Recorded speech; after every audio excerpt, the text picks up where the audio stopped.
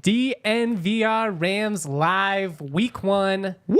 J Mike in the building. I'm here with my main man, Andre Simone. Let's go. We're here. We're here. It's college football season, baby. Got the Smuggets shirt on because he wants to bring that energy to CSU. I appreciate it. Damn straight. I've got the 90s vibes on because that's the era that I want to bring back. This was my dad's shirt in school. Is that a rugby sweater right there? Kinda, I think so. Like a rugby style shirt. The He three got tone. tackled in that and make a lateral pass at some point, do you think? I highly doubt it. He was very, busy crushing Coors Lights Oh, hell and yeah.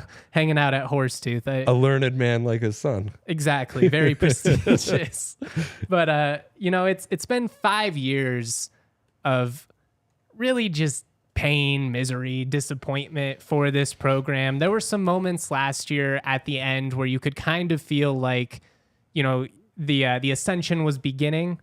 But this is the year. This is, year 2. We talked about a lot of this last week, so I don't want to get too repetitive. But I mean, for a school with this type of backing, the resources available, the history that this program has had, to have gone from that to essentially being irrelevant, it's hard, but that's what's exciting about September. Everything is still on the table, and I think getting off to a hotter start than they did last year is going to be key for this team. I mean, they got outscored 164-43 in September last year. They allowed 30-plus sacks.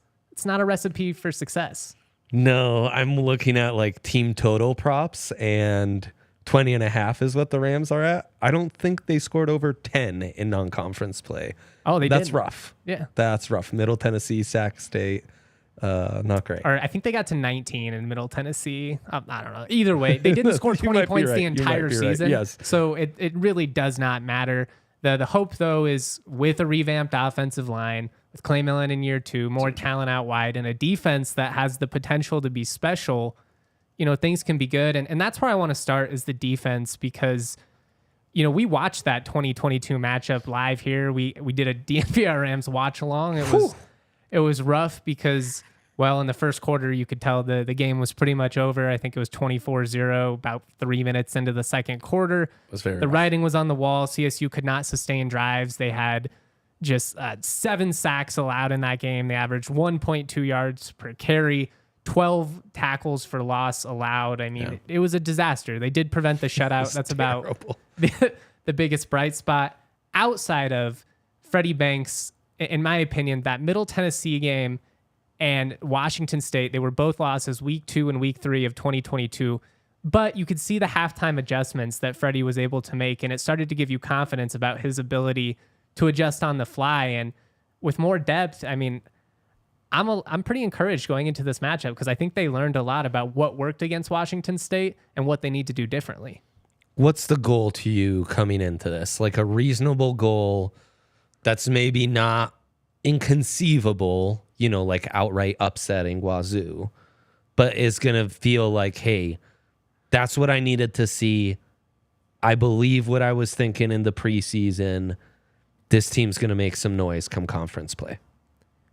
They need to hold up defensively. So, I mean, if they go out and get torched, that would be that'd be pretty worrisome because the feeling is that this defense, with this many veterans, with some key pieces they've added, they're really athletic. They've got a lot more size. I think an inch on average across the board, about 10, 15 pounds per position. It's huge. That's huge. Yeah. So I think the defense needs to hold up. And we need to see the Rams hold their weight in the trenches offensively. I mean, 1.2 yards per carry, 7 sacks allowed. You can't do that. Yeah, great point. And the O-line, they don't need to be great. Like, it'd be awesome if they were great. But to expect that, I think you're setting yourself up for disappointment. I mean, it's a lot of guys making a jump from the D2 and FCS level. Yeah.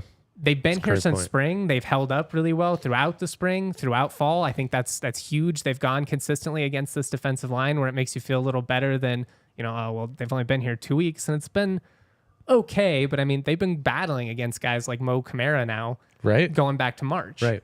It's a great point. Continuity, consistency, being able to come back year 2 with having laid down the basis after last season.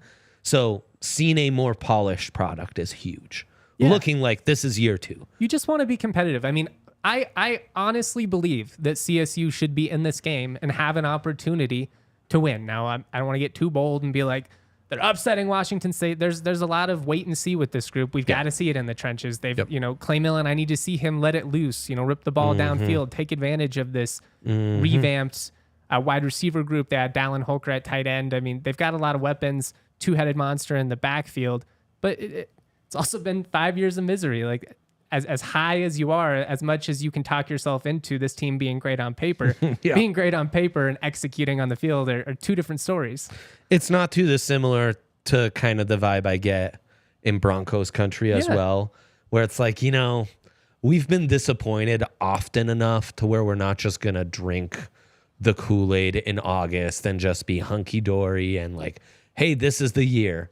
It's like, it's cautious optimism.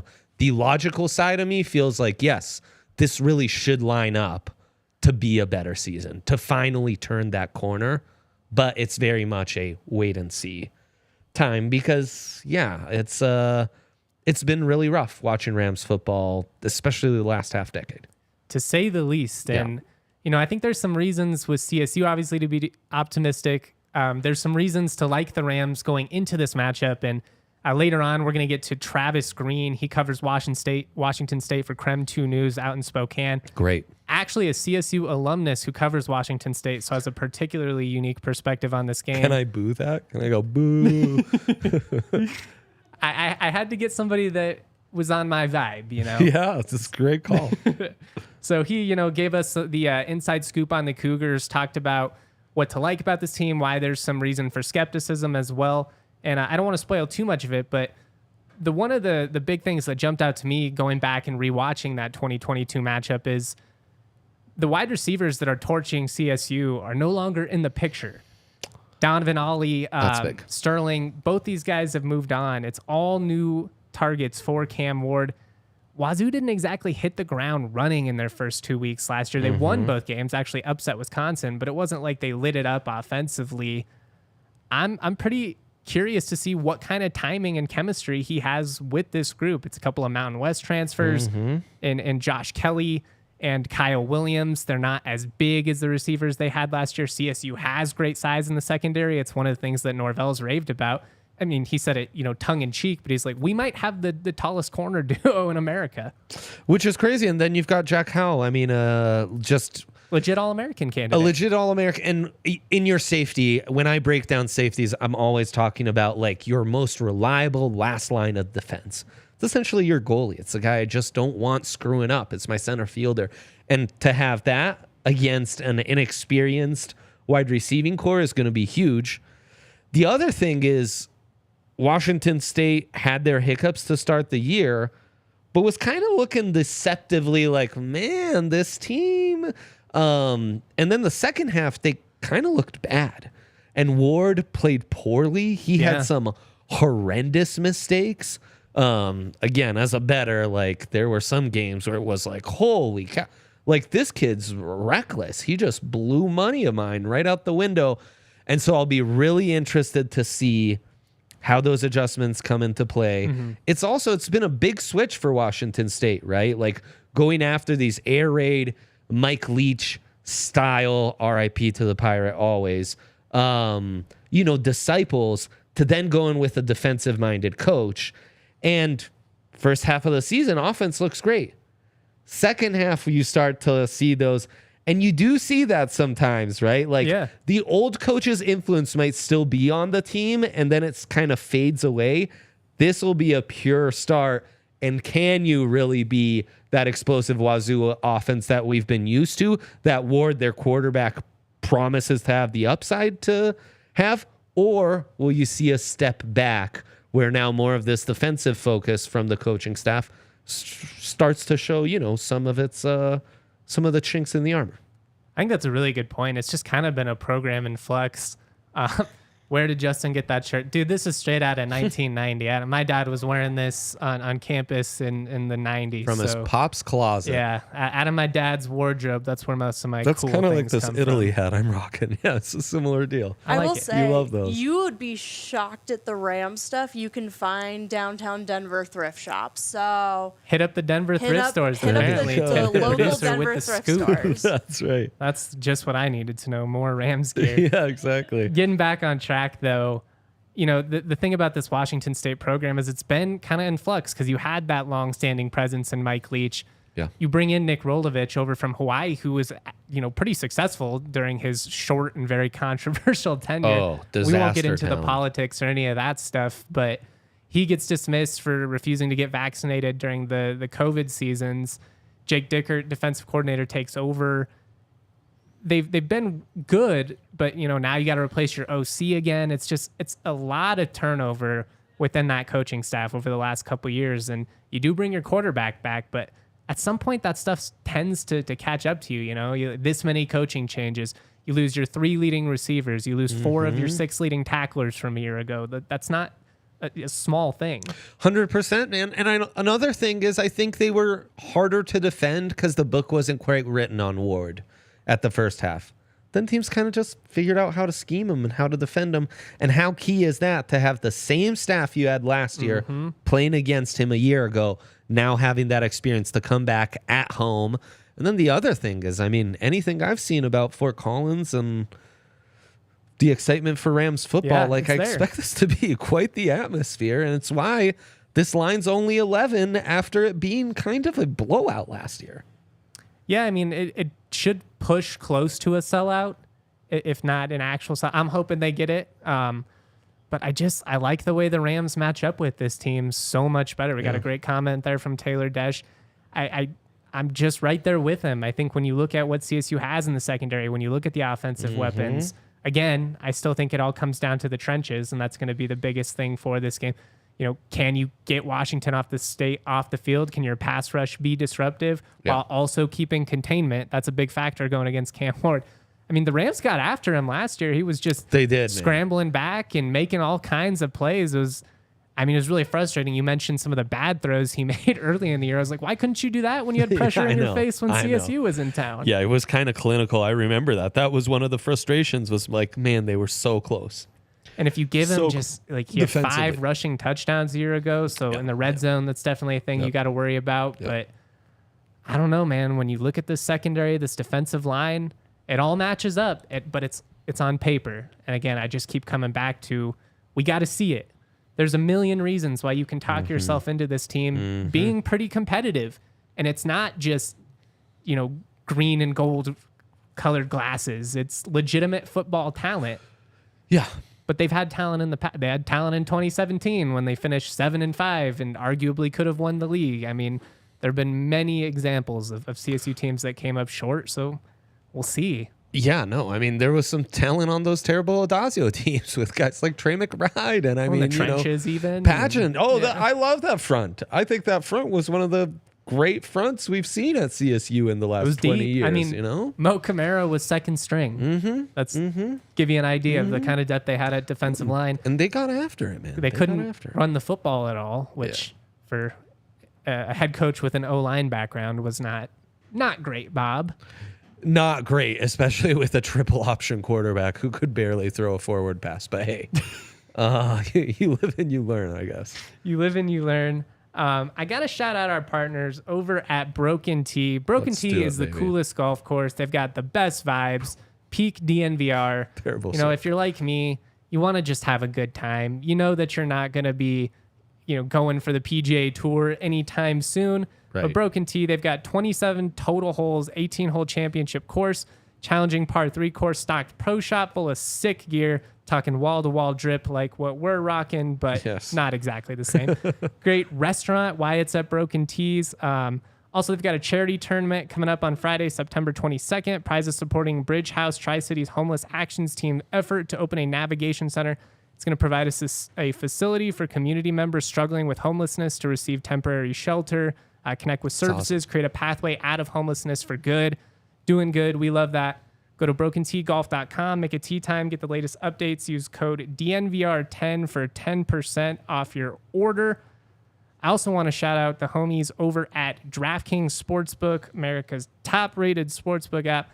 College football fans, are you ready for week one? You have to be. You're listening to this podcast. So, I mean, it'd be very weird if you weren't ready for week one and listening to this podcast. With DraftKings Sportsbook, they're going to hook you up with a can't-miss offer to start the season strong. New customers bet just $5 on college football, score $200 in bonus bets instantly. Wow. Anything can happen in college football. You don't even have to get it right. You're going to get a bunch of bonus bets to play with. There's a lot of really intriguing games on the matchup, especially for the Mountain West. Dre and I are going to dive into that. This. I was texting him last night. I was like, I'm telling you, man, 4 P5 matchups, the Mountain West is where it's at this week. Oh, it's phenomenal. And I smell upsets. I smell big games, great quarterbacks. It's going to be amazing. Life's more fun when you're in on the action. Download DraftKings Sportsbook app now. Use that code DNVR. New customers can score $200 in bonus bets when they bet just $5 on college football. Let me pull up here. It must be 21 or older, Colorado only. Bonus bets expire 7 days after issuance. Eligibility and deposit restrictions apply. Terms at sportsbook.draftkings.com/football terms. If a gambling problem, call 1-800 or text 1-800-GAMBLER. I butchered that. My bad, DraftKings, but I'll get it better next time. He's got it. He's got it. Our guy knows. How about the set, huh? Beautiful set. And guys, smash those likes. We've already beaten the last show. We were so happy with our turnout from the last show. Already got more viewers than last time. Help us with the likes so we can get all of, our Ramley in here and hype for week one. We absolutely are. Shout out to Jay Norvell hooking us up with this awesome helmet. Damn straight. Shout out to our guy, Travis Green. We're about to get to that interview here momentarily. He is going to give you just a brief idea of what to expect with this Washington State team. Dre and I will react halfway, then we'll get into some realignment stuff. And of course, at the end, don't go anywhere because we still have to dive into the rest of this Mountain West slate. Here is my interview with Travis Green of Creme 2 News out in Spokane, Washington. All right, joining us on DNVR Rams Live, we've got a special guest, Travis Green of Creme 2 News out in Spokane, Washington. Travis, a Colorado State alumnus who covers Washington State, so he's got a pretty unique perspective on this week one matchup. We brought him on last year. We had to bring him back. I guess just first things first, Travis, and I guess I'm just skipping the pleasantries. We're getting straight down to business here. Washington State, they started 4-1 a year ago, kind of stumbled down the stretch, 3-5 over those final 8 games. What's the expectation, the feeling around the program going into this 2023 season? All business over here, Justin, just hopping straight in. It's an interesting aspect. I don't know if you guys pay attention to this, but they've got a Cougs versus everyone, is like they're saying. And Washington State is really upset over the whole Pac-12 realignment thing. So I think this year, they really want to go out there and make a statement that, hey, you left somebody out of realignment and it's us. But as a whole, the team, the vibe is obvious. The more I cover college athletics, the more you're around them. Every team you cover thinks they're going to win at the start of the year. It's just the truth. They think they're going to be a really good team. And that all hinges, honestly, on the offensive line. If the offensive line can protect Cam Ward, give him more time than he had last year, it's possible. And it's just coming down to experience. Last year, they had multiple games that they could have won, and this would have been a top 25 team. I don't know if you guys watched the Oregon game. They almost beat Oregon. It was a shootout, man. They should have beat them. They should have. Yeah. So I think it's just getting that next step. Now, the big thing with Washington State is they lost a lot of key pieces, whether that be through the transfer portal or Deion Henley, a guy that just destroyed Colorado State last year. He had 3 sacks against CSU. He's now in the NFL. So they lost a lot of key pieces, but they returned some big names. So the feeling around the team is that they'll win. Now, just like any year, it's we'll see. We'll really see in this Colorado State game how good they'll actually look. We'll come back to realignment at the end because, much like you, I'm a little over talking about the hypotheticals and what could be. And especially, you know, with the perspective we have, two schools who haven't exactly been prioritized in this entire process. But, you know, you mentioned a lot of those key pieces no longer in the picture. Deion Henley, he's gone. A guy that started his career under Jay Norvell, went over to Wazoo, was a star for the Cougars. You know, looking at that game last year, that, you know, Washington State jumps out to the quick lead. They get 3 touchdowns in that first quarter. None of those receivers are in the mix anymore, though. Washington State did add some Mountain West transfers in Josh Kelly and I'm drawing a blank on the Kyle Williams. There we go. How have they kind of filled in place of these guys that they have to replace? I mean, it's tough when you lose your 4 leading receivers. Yeah, look at Justin doing his homework over here. That's the entirely different receiver room this year, which is insane. The only guy that returns is Lincoln Victor. They're really high on these receivers. They are. I mean, they lost a lot of talent. The big thing that they lost is size. The Donovan Ollie, Stribling, they were bigger receivers than what they have now. Now they're more of like slot receivers you see out there. So Lincoln Victor is going to be the big guy. A name that you didn't mention that the Cougs have been really high on, and he looked really good in the spring game, is DT Sheffield, a transfer that is explosive, but he's a lot like Lincoln Victor, a smaller receiver. So it's like you said, they came out hot and they were throwing to those bigger receivers. I think it's gonna be a little more middle of the field passing this season versus what we saw last year. And again, that comes down to what we were just talking about. Like, we'll see how this team looks. I mean, of course, they've looked hit or miss during camp, and the last scrimmage they had, Cam Ward lit it up, like the best I've ever seen Cam Ward look. So we'll see if that can actually translate to a game. You know, given the inconsistencies in camp, given that it's a whole new receiving crew, I guess I'm asking your gut here. Any worries about chemistry early on, just given, you know, Wazoo didn't like light it up in those first 2 weeks last year. They won the games, obviously, upsetting Wisconsin. And who's the other game? It was a tight FCS opponent. Idaho. Yeah. University, the Battle of the Palouse here. We were all shocked. Idaho hung with them. But Idaho, to their credit, they wound up being an FCS playoff team last year. So they're not just like a, you know, middling FCS team, I guess. No, it's a good, I mean, it's an important distinction. Same deal with Sacramento State, who came into Fort Collins and frankly kicked CSU's teeth in a week after the Washington State matchup. But I don't know, to me, the Washington State, offense really started to come together against CSU in week 3. That's kind of like when you saw everything open up, them really hit their full stride. I don't know, week 1, like, is there any worry that, you know, not everything's going to be clicking, especially if you have some O-line concerns as well? Honestly, yeah. From my standpoint, absolutely. This is a new offensive coordinator. I don't know if you know that. It's Ben Arbuckle. He comes over from Western Kentucky. Eric Morris, their offensive coordinator from last year, took the head coaching job at North Texas. So absolutely, like, they could definitely come out slow, and they've only been practicing against each other, you know, this whole time with this new offense. So that's totally in the realm of possibilities that they come out slow and don't really know their identity at the start of the season here. And for CSU, I mean, this is a great opportunity for them to start off this year 2 of Norvell and, you know, start off with a bang with a win over a Power 5 team for sure. I guess the one advantage Washington State is going to have, and you could say the same for CSU, it's just some familiarity with the opponent. Both run, you know, like air raid concepts. I know it's a new OC, but still a vertical passing offense. Both run a 4-2-5 defensively. I guess that's a good way to transition to the defense. Deion Henley's out of the picture. 4 of the 6 leading tacklers from a year ago out of the picture. You know, what are the expectations for this unit coming in? Because they were pretty stout at times last year. They were. And what they really lost is cornerbacks. They lost a guy, Armani Marsh, that just made the Titans practice squad. Derek Langford's gone. So what does return is the edges, Brennan Jackson and Ron Stone. Now, when you look at Ron Stone, if you're a CSU fan, you look at his stats from last year, like, oh, he only had 2 sacks. Before that, he was all Pac-12 the year before. Like, Ron Stone's a beast. He just had a down year. Brennan Jackson's a really good edge. Those two, that's going to be the trouble. And as we know, CSU's problem last year was blocking. You know, yeah, it was rough. pass protection, they couldn't stop a nosebleed, and that's what Washington State has.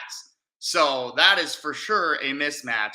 Now, Deion Henley, there's a guy named Devin Richardson that they got a transfer from the University of Texas that it's almost like the exact same scenario as Deion Henley. Like a guy that was kind of overlooked, obviously different. Deion played a lot at Nevada. Devin didn't get a ton of time at Texas, but it's the feel around WSU is he's going to be the next Deion Henley. That's hard to do, obviously. That's really, like, you can't replicate what Deion Henley did, but Devin Richardson seems like he might be that guy. So up front, it's going to look pretty much the same as last year. It's just defensive backs. They have Jaden Hicks, the safety. He's one of the best safeties in all college football, I would say. But the big thing is cornerbacks. So CSU is going to, for them to win this game, I think they're going to have to attack those corners. I mean, they're hoping to. Obviously, the air raid never really took flight in Fort Collins a year ago, but they have a ton of talent at the skill positions going into this matchup. Torrey Horton's a stud. They bring in Dallin Holker, a tight end from BYU. There's a lot of hope, but we shall see. I mean, Jay was raving about those defensive ends as well. He called them the strength of the defensive unit. Basically said if they're not, a hell of a lot more physical, a hell of a lot more consistent in the trenches, it's going to be brutal. Because I think the Cougars had 7 sacks and CSU rushed the ball for 1.2 yards a carry last year. You can't win that way. Yeah, I think it was 12 tackles for loss or something like that. Yeah. That's Madden stats. It was so bad. That was tough. That was tough. We do have to get into realignment a little bit before I let you go, but I am going to put you on the spot here. What's your record prediction for Washington State this season? Are they a bowl team?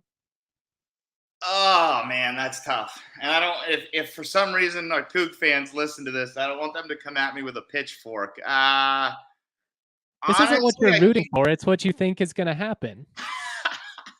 All right, unbiased. What I think is going to happen, I think WSU is going to win 6 games this year. I think we're going to see a little bit of a regression from last year. But I could be totally wrong. This team has the pieces that could wind up being a really good team. I feel like they're going to win 6 games, which, sure, yeah, they'll be bowl eligible at the end, but not going to be one of those bowl games you want to be in. It just feels like it could go either way with this group where they had so many close games that went the other way. Sometimes you see that as like the learning moment and they rally and they figure out how to close. And all of a sudden, those 1-score games go the other way and you're 9-3. Or the alternative is you missed your window and you came up short when you had an opportunity to, beat some of these teams like Oregon.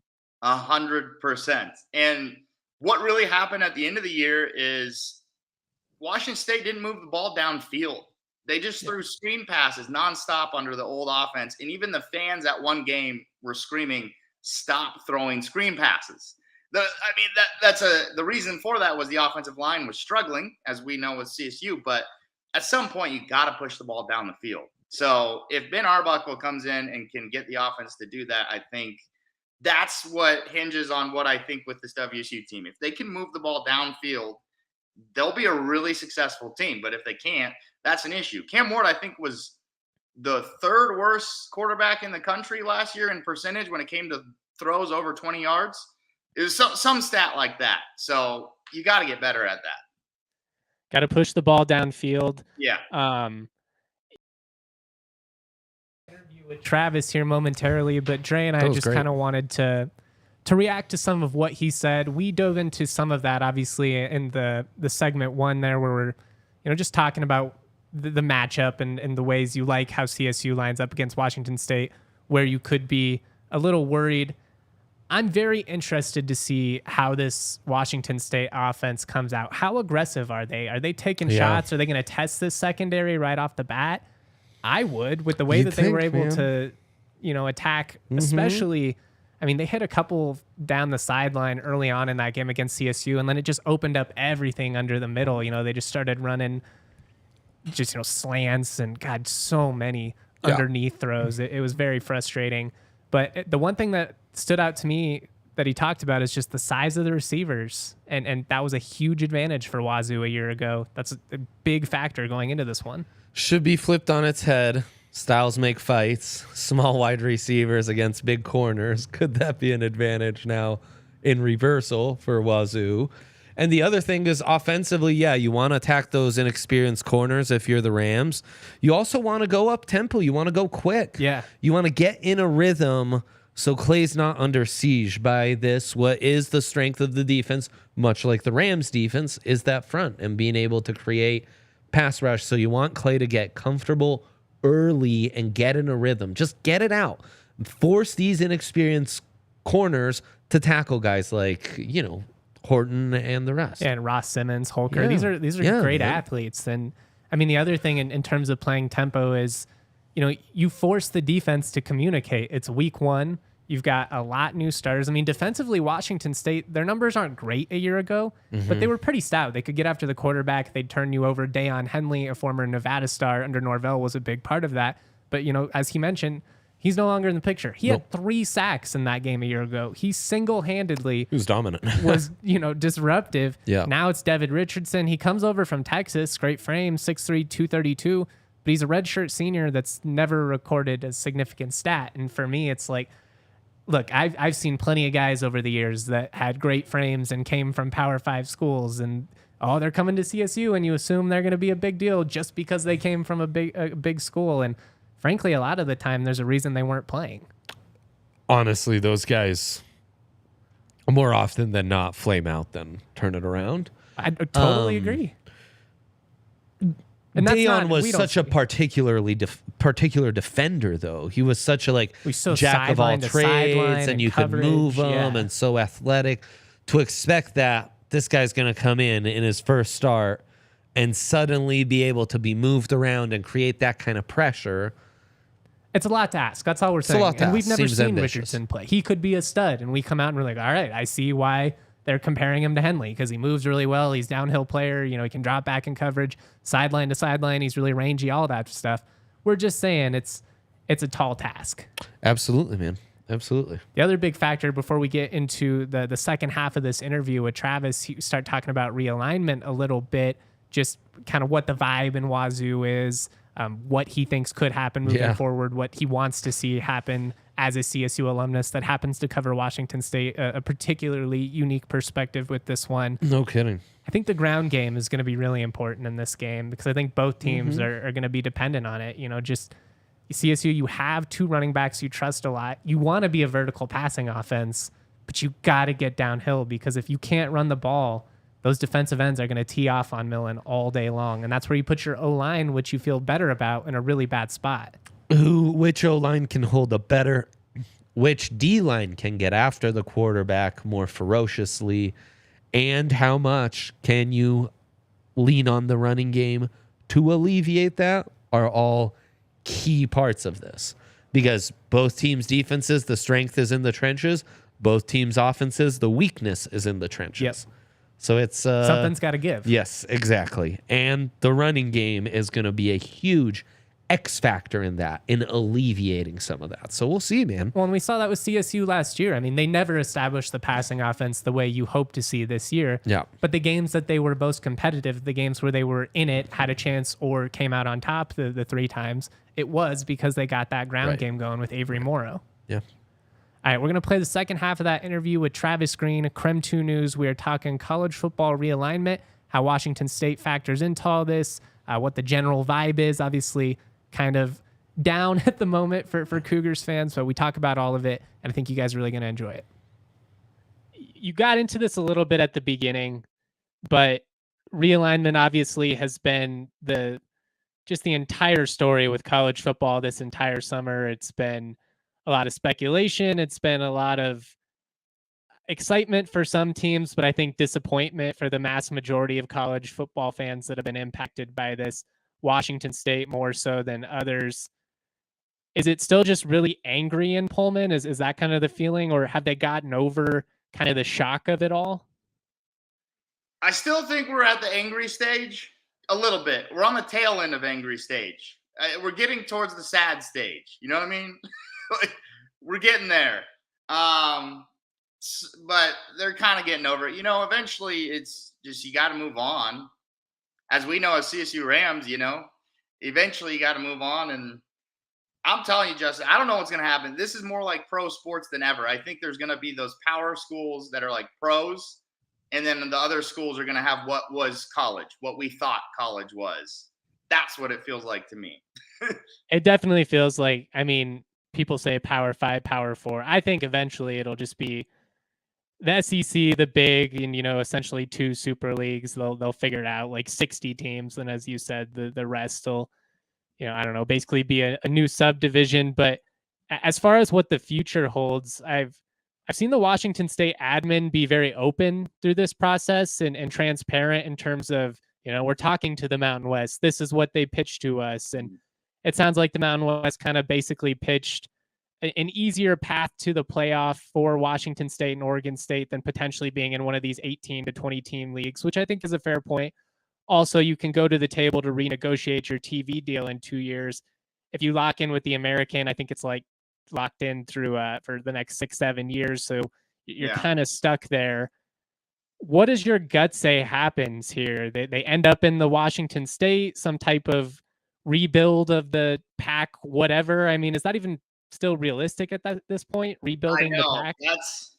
That's a tough question, Justin, because that's from day one. I've been saying the Pac West. I've thought it makes the most sense. Regionally, it just makes sense.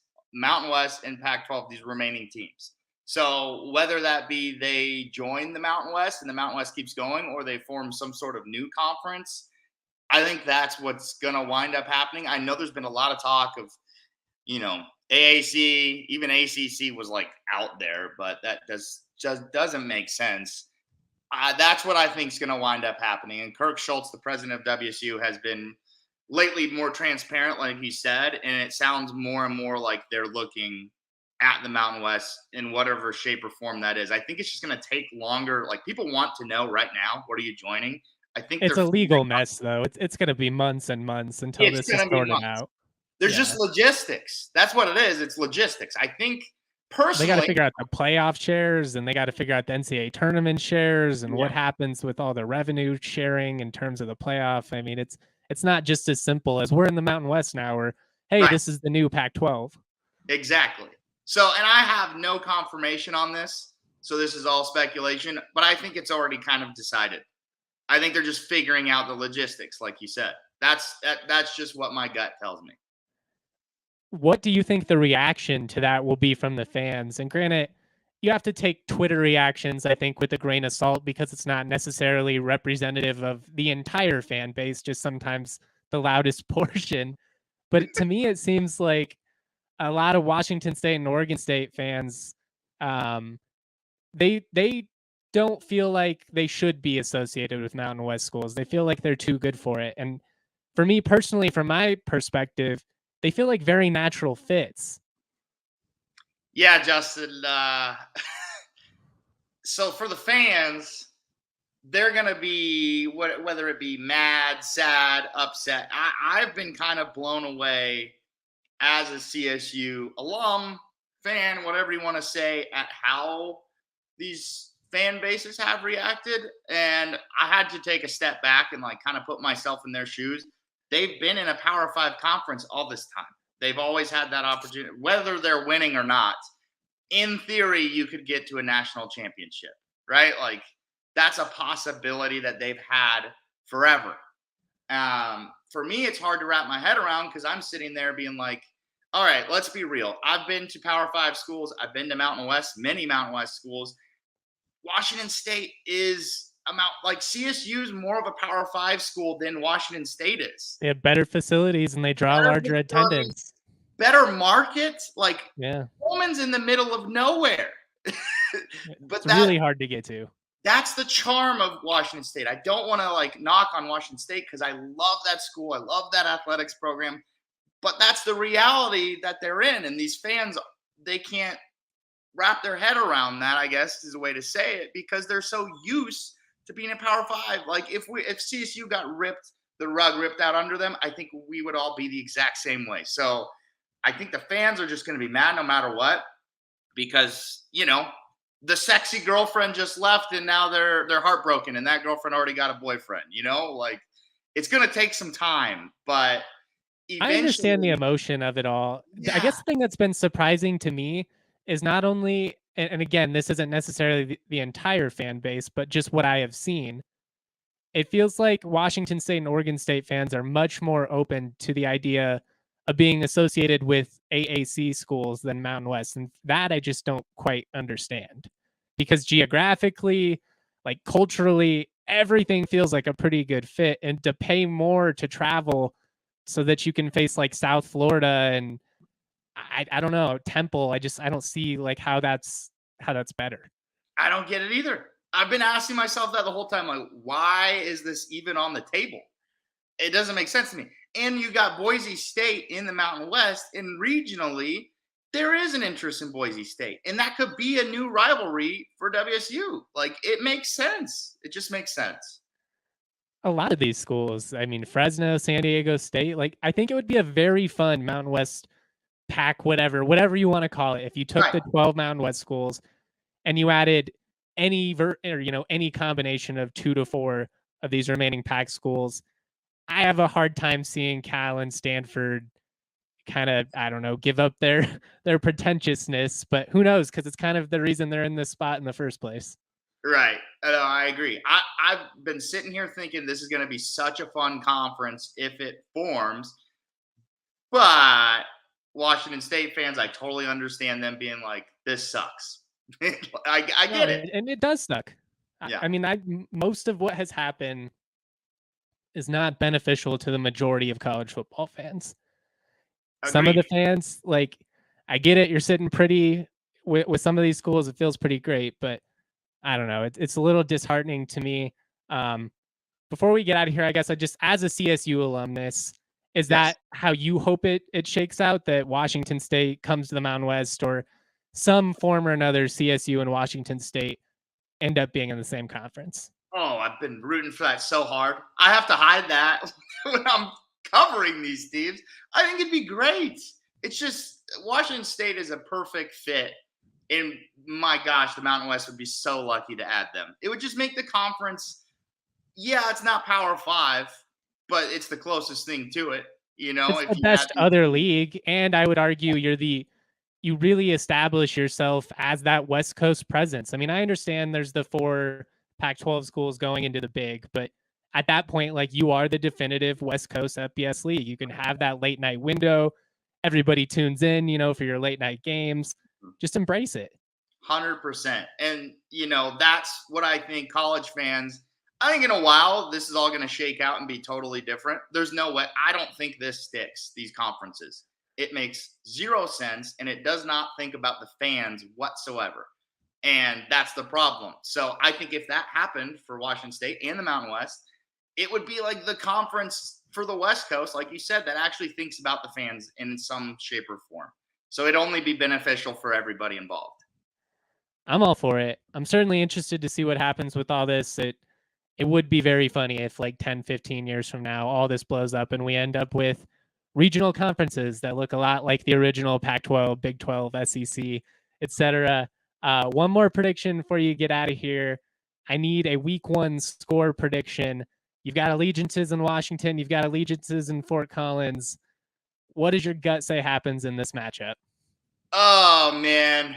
All right. Our Coug fans, if they're listening, please don't come at me. I have truly thought CSU is going to win this game. Like, honestly, I just feel like CSU is going to wind up winning. So I'll say 24-21 CSU wins. Love it. I don't know why. I've just had that feeling for about a month now. So I like it. I've been feeling like the Rams are due. I don't know. Maybe it's just because I'm beat down and I've been through so many miserable seasons. I'm looking for any, hope or optimistic lens to look through, but it really does feel like things are on the up and up, I guess, with the returning talent and just second year in the system, the roster's more stable, all that stuff. Right. And Norvell, he's getting some recruits over there, man. He knows what he's doing on the recruiting trail. That's the thing that's exciting is it's these next 2-3 years. It looks like their window to be quite good is open. So I'm stoked. It's what we were hoping for. Give him time. Give Norvell time. Let the man cook.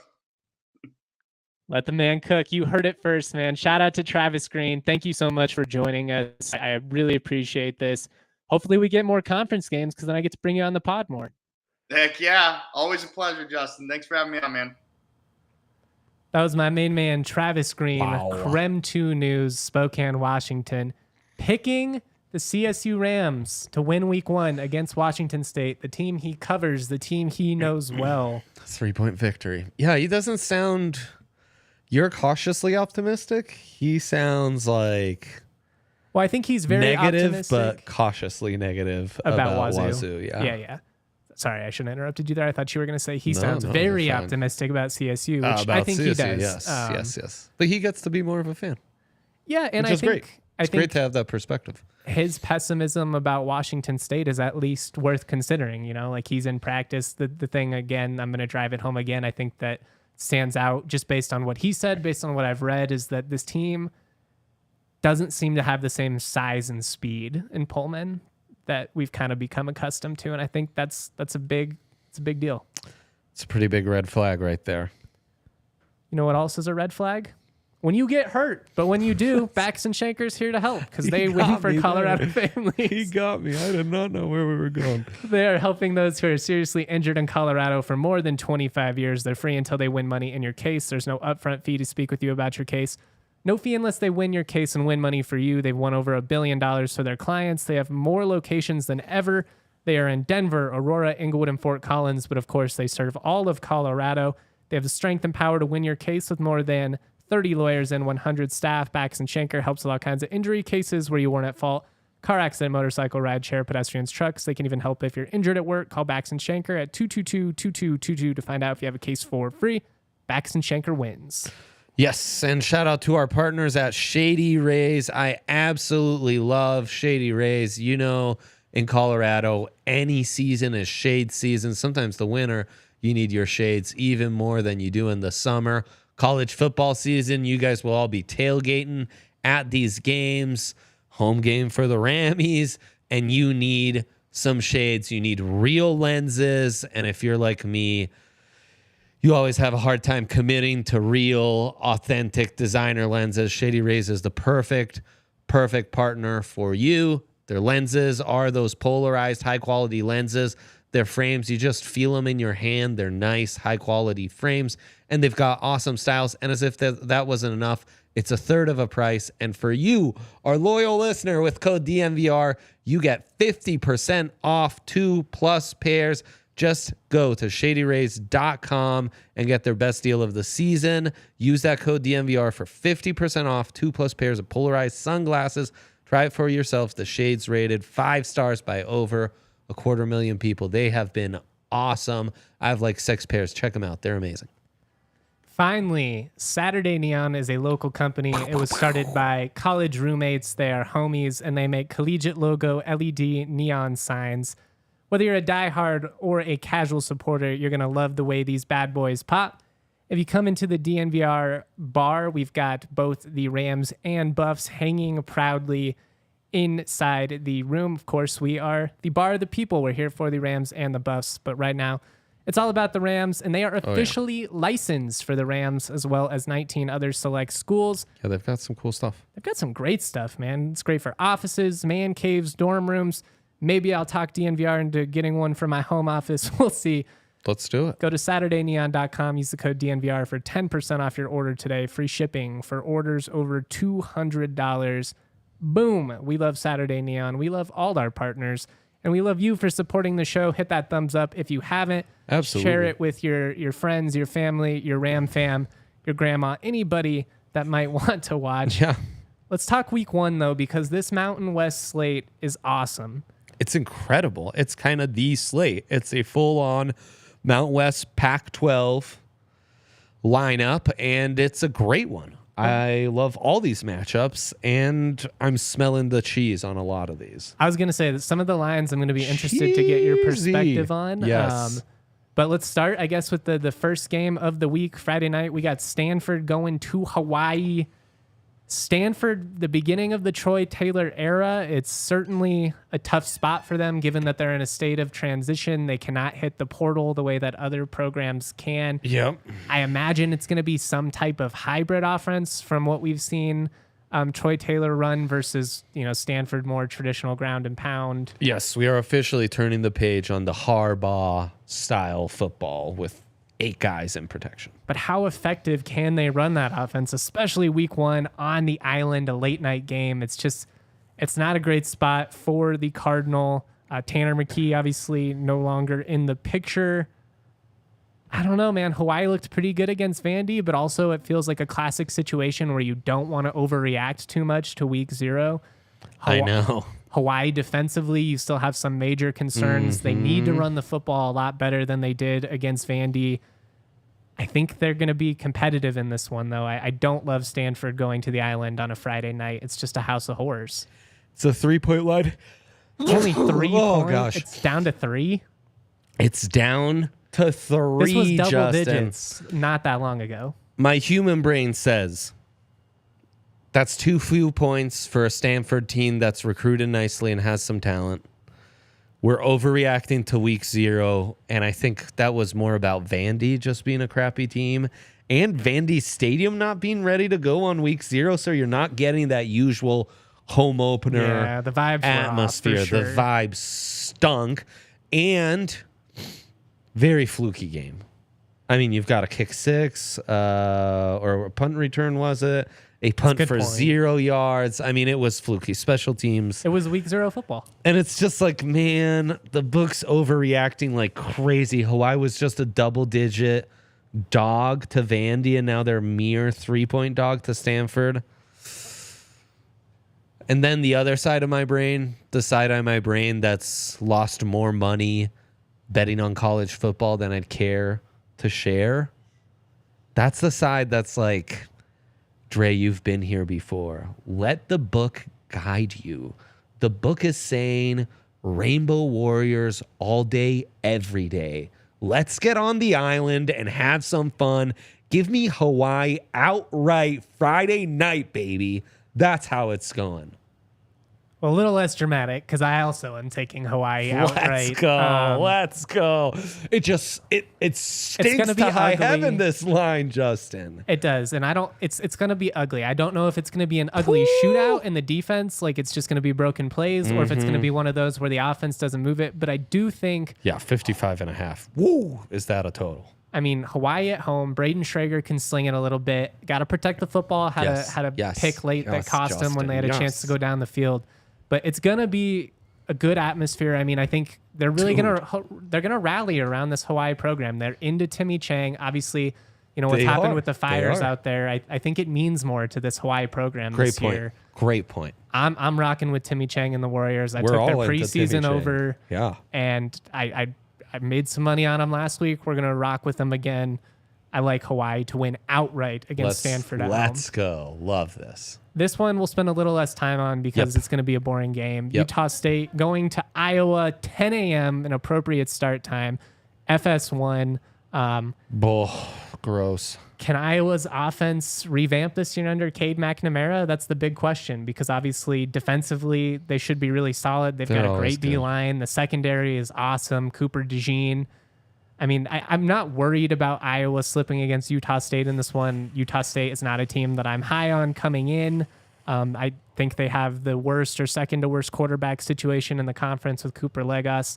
And as much as I like Terrell Vaughn at receiver, I have a hard time seeing him do much against this Iowa secondary. So this feels like a spot where Iowa should win comfortably. That said, again, if we want to talk about what we've seen over the years, Iowa loves to hang around with inferior talent. The team props on this are also really weird. I mean, Utah State's set at 9.5. Iowa's at 30.5. I don't think Iowa scores that many points. If this was another P5 program ranked 25th, this spread is probably 30.5, not 23.5. I mean, Justin said it in that last sentence. The Hawkeyes are great at not covering these big numbers because they don't have the offense against inferior talent. I hate Utah State in this spot, but I'm still going to take I'm going to just give me the 23 points and give me Utah State. I hate it. I'm going to take Iowa and hate every single second of it. There's no side you love in this one. They all suck.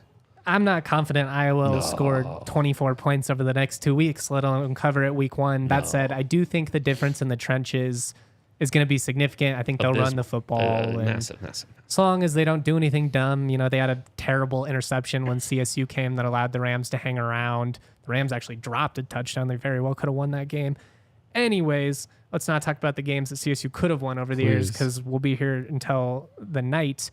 Fresno making a trip to Purdue, 4-point underdogs. It's a new era for Fresno State. No longer is Jake Haener the star of the show. But on top of that, their three leading receivers are out of the picture from last year. Jalen Cropper now with the Cowboys. Jordan Mims, guy who's really solid in the backfield, out of the picture. Defensively, Lavelle Bailey's a linebacker I like a lot. They've got a solid front four as well. But Boilermakers lose Aiden O'Connell. I don't know, man. Looks so good in the preseason. I know. I like Fresno to be in this game. That said, 4 points. I wish I could get a little more value. I wish it was more like 6.5. You're taking Fresno +4. I'm going to take Purdue hesitantly because I think they win by a touchdown. Yeah, that's where I'm leaning to.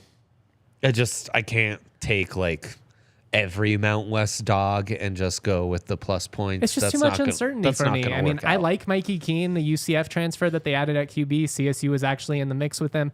Not surprised he ended up at Fresno. Much better chance to start there versus, if you come to Fort Collins, Clay Millen, obviously the projected starter. Maybe it would have been a competition. Who knows? But I got to see it with this Fresno State team before I put money on them to go into a Big Ten stadium and pull the upset. If Jake Haener was still here, it's a different situation. I would have bet on it simply for Haener. Totally.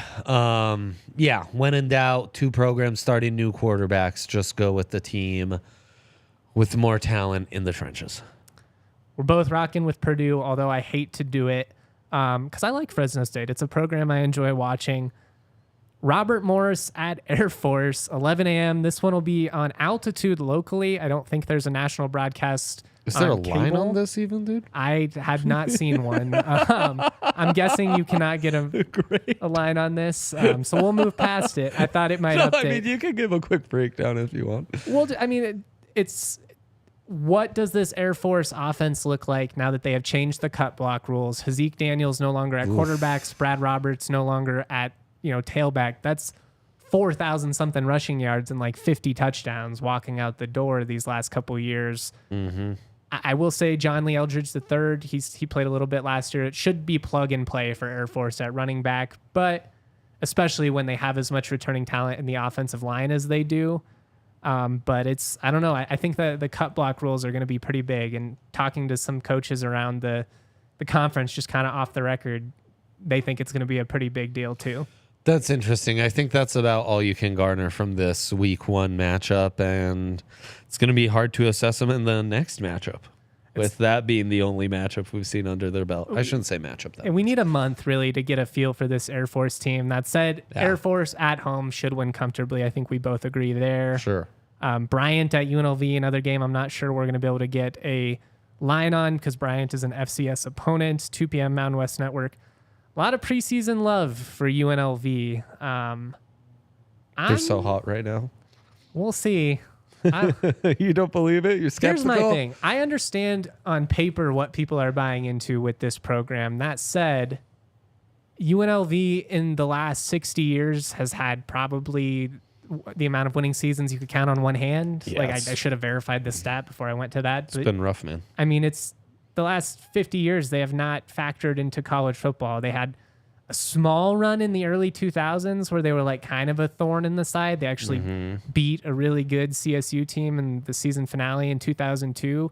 And I only think about it once a week, 20 years later. But I mean, I got to see it with this UNLV team. I like Doug Brumfield at quarterback. I think they should be competitive this year. That said, it feels a lot like last year where people bought into CSU a little prematurely. I'm with it. Sounds good to me. Also, you can't find lines, so. Nevada going to USC. This line is huge. It was 30 plus last time I checked. Where are we at now? Nevada, USC, it's at 38. 66 and a half is the total. Yeah. This Nevada team is one of the worst in the conference, at least on paper. Brendan Lewis, former CU starter, making his debut for the Wolfpack. Ouch. USC defensively, though, man. It's still concerning. They stink, man. They basically give you an automatic 21 points for just showing up. And that's where, they very well could throw 70 on the board against Nevada if they want to and still cover this comfortably while allowing 21, 30 points. Yep. But it wouldn't shock me. Ken Wilson, more of a defensive-minded coach. I'm sure he's going to do everything he can to run the ball. You're going to try and limit Caleb Williams' possessions. I see a way in which Nevada could backdoor it, but the talent disparity is just so large. I got to go with the Trojans to cover here, especially at home. Yeah, 38's huge. I really worry they'll get backdoored. I'd stay away. In general, I would avoid this spread. Twist my arm. I will lay the points this time for the Trojans at 38. I think the over 66 and a half. Until this team proves they're not just automatically gifting even crappy opponents 3 touchdowns, you have to lay the overs on this team. You have to. They couldn't set it high enough last year. Keep taking it until it stops hitting. Yeah, for sure. All right, moving on. We're wrapping up. We're getting to a couple of good games here, but first we've got New Mexico at Texas A&M. There's a lot of A&M love that it's going to be a redemption year for them. When you look at the recruiting rankings and all the talent they have on paper, okay, but again, it's one of those programs I'll kind of believe it when I see it. Yeah. I have a hard time seeing this situation work out with, Jimbo and Bobby Petrino and Adazio and all in one offensive room. That's a lot of collective ego. That said, this is a game where A&M should roll and roll comfortably. Yeah, you'd think. Another one that's hard to find a line on, so I'm going to kind of ride with the Aggies. I do think this is a year of fewer expectations where Texas A&M can kind of be a bit more what we expected a season ago, closer to what we expected, We'll see. Big year for the UNM Lobos. I imagine Danny Gonzalez coaching for his job. They brought over former UAB offensive coordinator as well as the quarterback making his debut, McBride, this weekend. Maybe the next head coach there. We'll see. I don't know what that program's got to do to get back to relevancy. Washington State at CSU. The moment has arrived. I'm just going in order in times of the games kicking off. Where are we at? You said it's 9.5? 11. 11. Rams I'm on the home. Rams to cover. There's a lot of uncertainty with Washington State. You are expecting quite an improved team from a year ago, certainly. Yeah, I'm banking on the talent, the improved depth, year 2, all of that playing a major role. But right. And that's what the book is expecting, right? What was their win total set at 5.5 last we spoke? What really intrigues me is CSU 21.5 for their team total. I'm taking the over on that. I think this offense gets rolling and takes care of business. And I would also take plus 11. I think that's a pretty good number. I think what's that's the over under set at? One of the numbers one of the spreads I feel more bullish going into week 1. 56.5. I don't love that. That's right. That's nicely set. Yeah. There's just a lot of ways you could see it go over, but dude, it takes so little. It takes offenses don't have to be good for some fluky scores to come through, and that's a good point. All of a sudden I feel great about especially in non-con week 1. By the time you get to conference play, you have a better idea of how teams finish, when teams get going. Are they a first half team? Are they a second half team? I think it's a little easier, but early on, both offenses struggle out of the gate. It's a 13-10 game going into the fourth quarter, and all of a sudden what felt like an easy over is not even close. Vice versa, you hit a couple of passes, you get a turnover all of a sudden, and it's like the over hits before halftime. Right. And it's tough. I would avoid it. Tough. I do like the Rams to cover the 11. I think they are going to be in every game they play this year. I'm not guaranteeing Pac-12 victories or anything like that. I think they're on the table. I do. I think CSU can beat Washington State. I think CSU can beat CU. but they got to go out and prove it before I come out and get too bold here. But 11 points at home in front of this atmosphere with everything you have working in favor of your roster, the fact that you did play this team last year, the fact that there's some familiarity with the schemes, the air raid concepts, both team run a 4-2-5. You're not going to see anything that's foreign to you. I like the Rams at home to keep this competitive against Washington State. And at that point, it probably comes down to the fourth quarter. This game is really fun. This is one of the games I'm most excited about this weekend. Texas Tech going to Laramie and playing at Wyoming. First of all, shout out to Texas Tech because they are coming to Fort Collins and they're in Laramie this year. They're in a couple years, they're coming to Fort Collins. Shout out to you guys for not being afraid to play at altitude, for going to smaller schools that support college football, because it's going to be an awesome atmosphere. It's going to be sold out. It's going to be rocking. And it's just so much more fun than when schools duck playing a program with support because they're too scared to go into a hostile environment. Wyoming offensively, huge test for both these teams, feels like. Huge test, man. I mean, a Craig Bowl team, they're going to be prepared defensively. They're going to punch you in the teeth. They're going to try and run the football. Wyoming is down a couple of running backs. That's a big factor. And Tech's kind of a sneaky Big 12 pick this. They got a lot of love as the under Joey McGuire. I get, they beat Texas and OU a year ago. I still need to see more from them defensively. I like Wyoming to hang in this game. I'll say that. So Wyoming plus 14. Yes, I like the Cowboys to cover. I'm leaning Tech. I'm leaning Tech minus 14. I really don't have a great feel for this Wyoming team.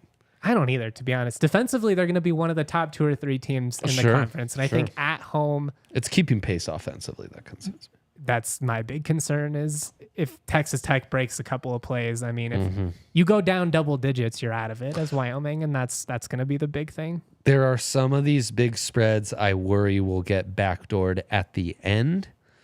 This is a double-digit spread. I worry Wyoming doesn't have the offensive firepower to hang. And as soon as it gets double digits, you don't have the passing game to close that gap.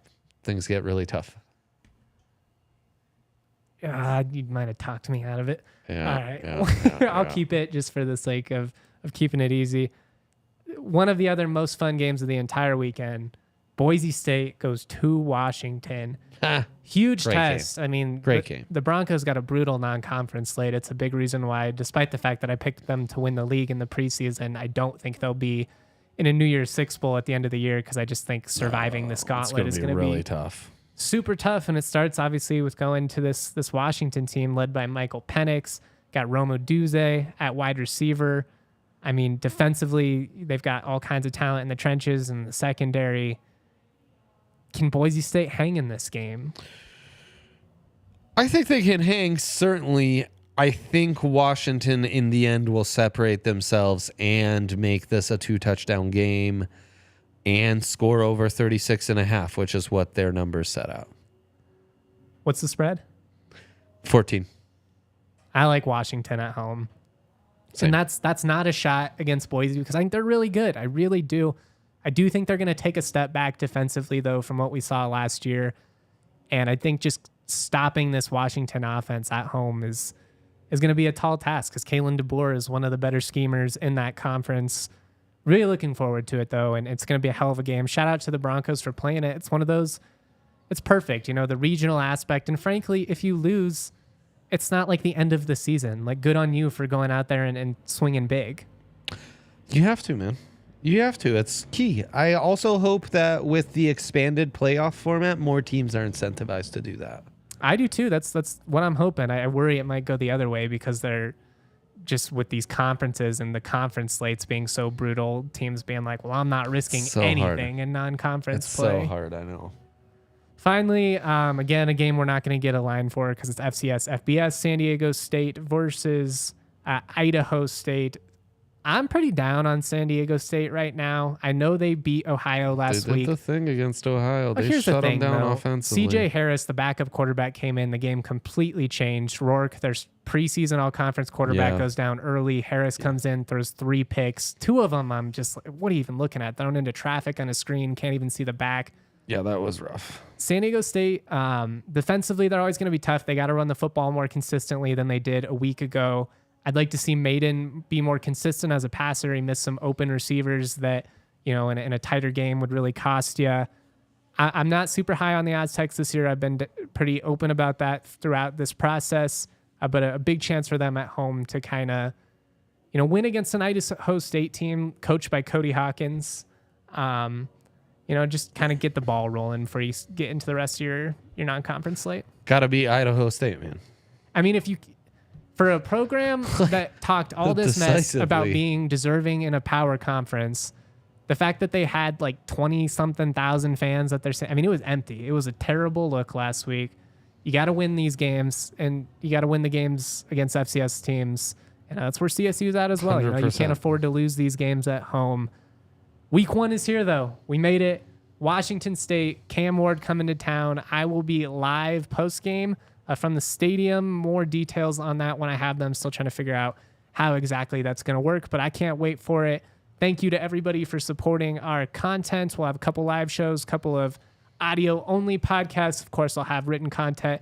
Keep up with everything my main man, Andre Simone, is doing, including the Draft Pod. Will be live at 3:30 today. Oh, yeah. Keep up with the Broncos coverage, Avs, Nuggets. If you want to follow the other college football team in the state, you can do that as well.